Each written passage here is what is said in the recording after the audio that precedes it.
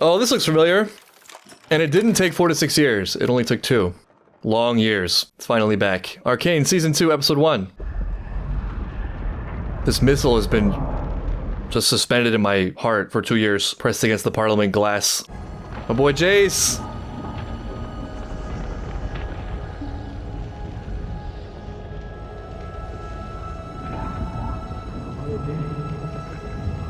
She looks alright so far. Oh, okay. Oh, C-3PO's gone. Caitlyn's mom. Wow, okay, that missile was not as damaging as I thought to their physical bodies. No! I spoke too soon! Juice? Science. We can fix it with science. Science has never betrayed us so far. And this cube has never killed anyone of importance. I mean, you have no choice, right? What else would what would you do? Of course you would put the magic cube to save your dying friend. There was no other way. Okay, well, 0 casualties of anyone that matters is what I'm getting from that. But the political damage, I wonder if there's any hope for them. Yeah, my boy Echo. Oh, it's the same song. Solid choice. Excited. Excited for the season. Yeah, it's great. It's great and terrible. Jinx wanted to feel capable. Well, she's extremely capable now. She still has to ride her airship. That hasn't happened yet, maybe this season. But knowing the show, her dream will come true in the darkest way possible. A lot of focus on Mel. Cool, we're back. Go right into the music. I feel like Vi also is not totally out of the woods, character-wise. I don't think she's made it into, like, good guy camp yet, necessarily. It seems more like just circumstantial positioning than actual character. I don't know if Caitlyn is out of the woods either, necessarily, watching this scene.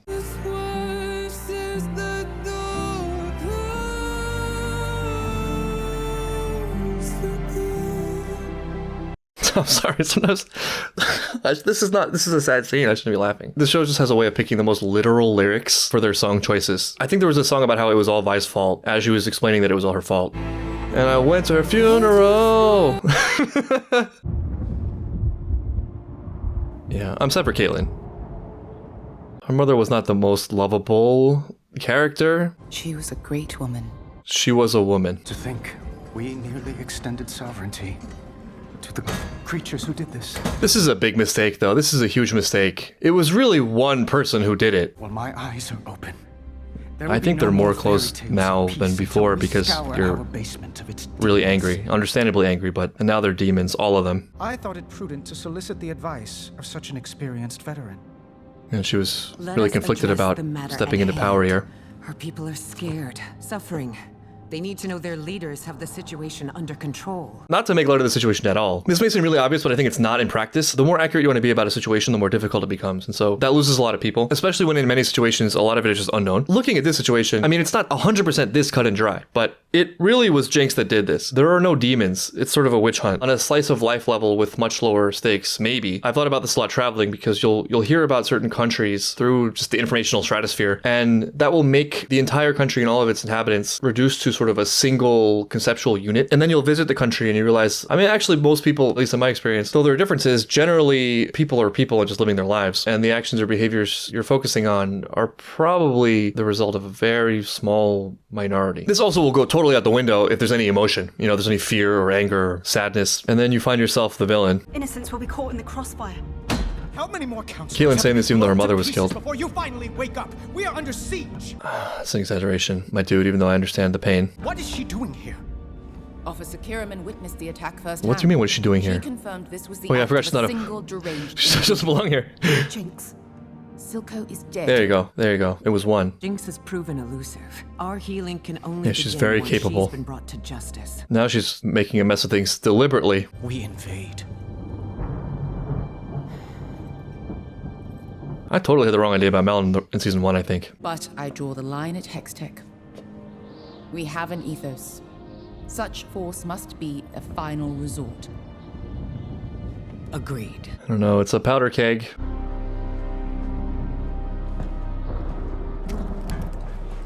I like how now she's sort of an official, even though she's not really part of this government. She sort of showed up to guilt trip her daughter. I had the shot. It's not your fault, Caitlyn. What is she still doing here? Yeah, this sucks for Vi too. I don't think Vi's feeling so great knowing what just happened. This is one problem she can't punch her way out of, though she might try.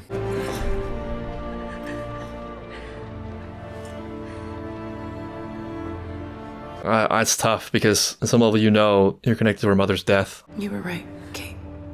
Powder's gone. I can make this right. If you get Jayce to fix the gauntlets, I can do this myself. She's gonna try to punch her out of it. She's gonna try to punch her way through.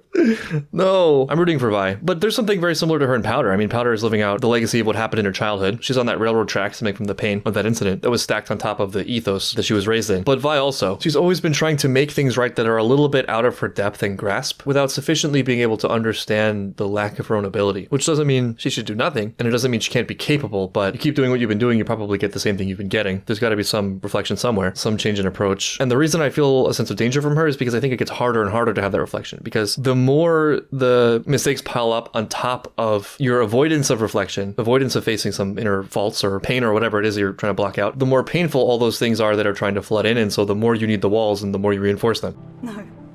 No more rogue mission. No more reckless plans. Okay, yeah, okay, My mum yeah, was right. yeah. My arrogance led me to take on more than I could This is handle. exactly what I'm saying. I have to help. You can. As one of us. Kate, I can't believe this. Wow, yeah, that's a lot. I watched them kill my parents. Do you have any idea how that feels? Yes, I do. They didn't though. I mean, who's they exactly? Speaking of like getting to the specifics. But I also don't disagree with Vi, but for a different reason. I don't want to like ally myself with this faction if that's what the war is going to be. If it's going to be this group against this group, I don't want any part of it. I don't want to be like a tool for your image for whatever it is that you have planned that's out of my control.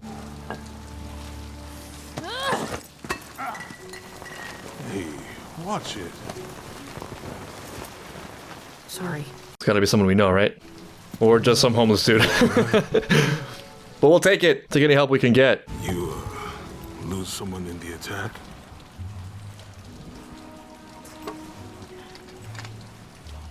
Vi did her best to avoid the alcohol. I just kept finding her. Boy, Jayce has a difficult life. Remember the days when our faces were on blimps? That was fun. Victor is a survivor. He's escaped so many times. Man cannot be stopped. What's it doing to him?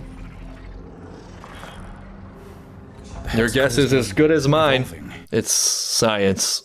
It should be me up there instead of him. It's not your fault, Jayce. I still don't understand. He was right next to me. How does the explosion do that to him? Yes, and I it's- just yeah, I survivor's just skill. walk out without a scratch. There's no fairness to it. There's no sense to these things, Jayce. Yeah, it doesn't work on that principle. How did it go with the council? My mother's entered the game. Yeah. Caitlyn was there. You might pay her a visit. She hides it admirably, but the poor girl's in so much pain.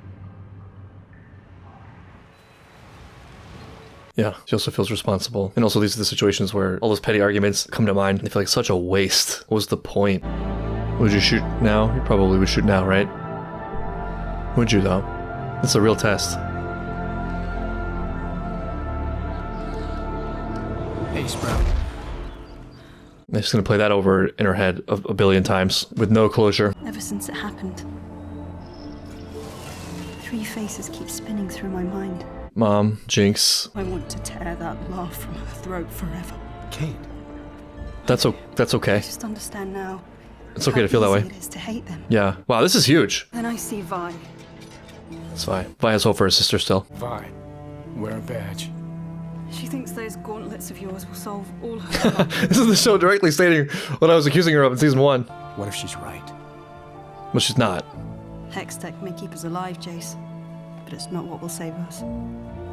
What if I was the bus? I don't know. Like, it doesn't really have any relevance. It's not the answer. Although, I think with Hextech, one of the burning questions is why haven't you shared your technology with the underworld? They could really use it. And even assuming the worst of them, that, you know, they're all just selfish, vile aristocrats, pish posh, etc., it benefits them to have a healthy populace underneath. Like, I don't really understand what they gain, except maybe having something to laugh at. Caitlyn's monologue here is huge. I think what she's doing is she's connecting this very feeling to the people in the slums, which is a wild thought, considering everyone everyone is in such a rush to paint all of them as the worst element. But it's sort of like, yeah, if you can't do it yourself, how can you ask other people to? What can you expect from others? So that's what it would take. It's okay, we have new family now. Who are you? How do you know my name? Junior Officer Nolan. Maddie. And, it's written on your face. It is written on her face. Look at that. Why the kind of person to tattoo her own name on her face? You're something of a legend amongst the enforcers. Caitlyn made quite a scene at the station when they tried to deny your enlistment. Oh, she fought for you. After the sheriff betrayed us. Well, let's just say, it's nice to know there's still good ones left. This is really nice of you, Maddie, and we really needed this. Some kind of lifeline that isn't just, punching.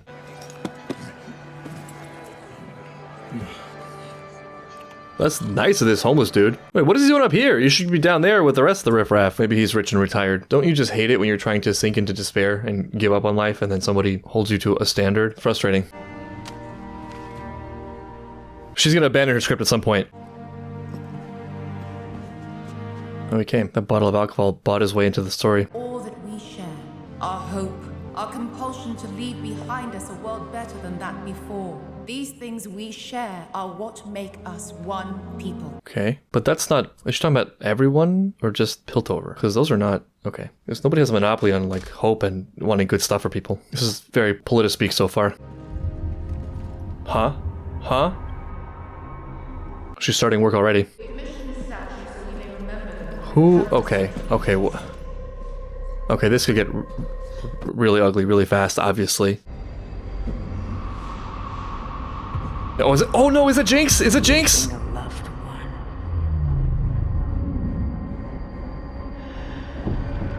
This could go badly. Oh! Okay. Okay. Well, she just came right to us. They're trying so hard not to make peace happen.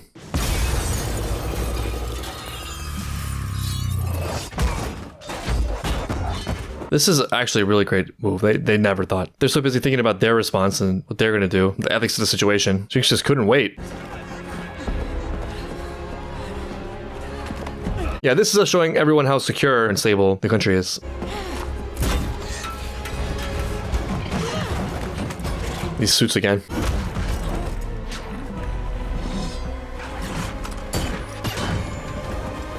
Luckily, they seem to have a fatal weakness, which is sobriety and air. Okay, alright. No weapons at all, anywhere? Just, railing and chair. Hammer, there you go! That's an upgrade.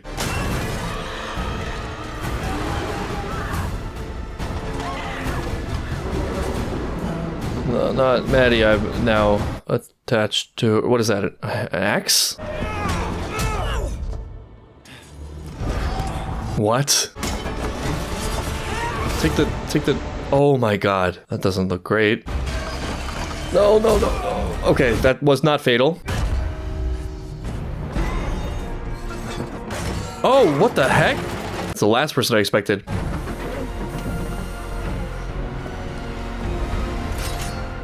Interesting. Who's it gonna be? Who's gonna help? Heimdegger. For my son. Oh, is that who it is? Oh, maybe it's Victor. Oh, it's just Vic. Bye. Okay. What is this? Fresh air. Who are you?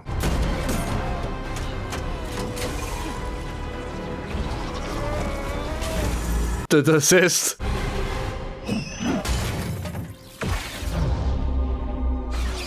This is them being united. I think this backfired a bit for Jinx. For the attackers. This is more than just them teaming up in this fight. This feels symbolic.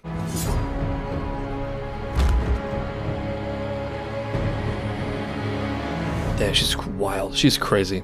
Actually, a very cynical possibility is that Jinx wants them to attack the underslums because of what it would do for her level of power, which they actually spoke to at the beginning of the episode, right? That's one of their fears. It's just that Jinx didn't wait. What's cool, and I could be totally making this up, just given this group of people and the way it's gone down, and maybe just because they're, you know, characters we know, it feels less faction-y than before. It feels more like this group of people are going to stand for something better than just rich versus poor, upper versus lower, my government against your government, etc. That's my hope, at least. I think what gives me a lot of comfort is seeing Caitlyn and how she's processing this. And also Jayce's past conflicts about doing the right thing and the way his character has scaled up with the difficulty. A memorial? What kind of animals? Caitlyn's trying so hard, too. You need to find a way to call off the invasion. What? This battle? Oh no, oh no. None of this is on our terms. Maybe Oh, we should change that. she changed her mind. The hole gets smaller, but you never fill it.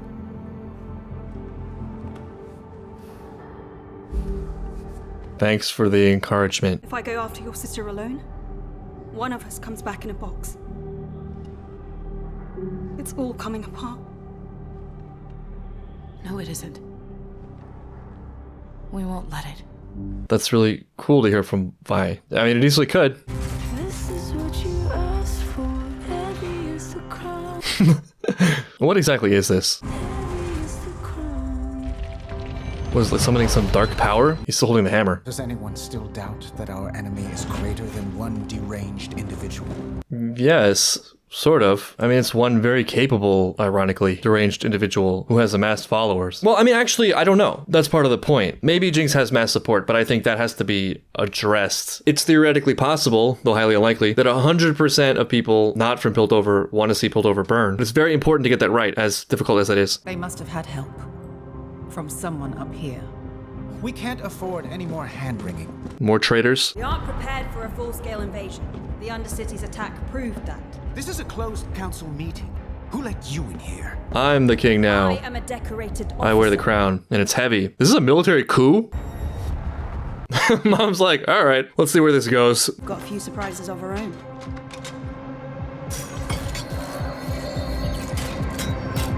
Yeah, Jay's always ready, always itching to use the tech. Like he just got promoted. This guy really traded up.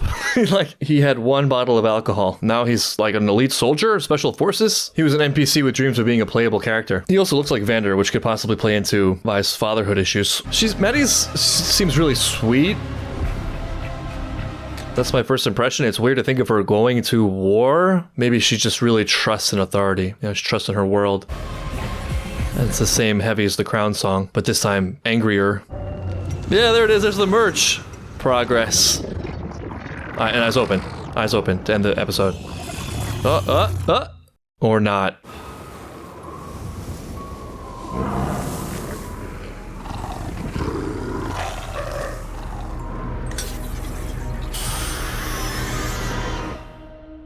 We're gonna give the wolves drugs? Wow. Well, okay. It could have been worse.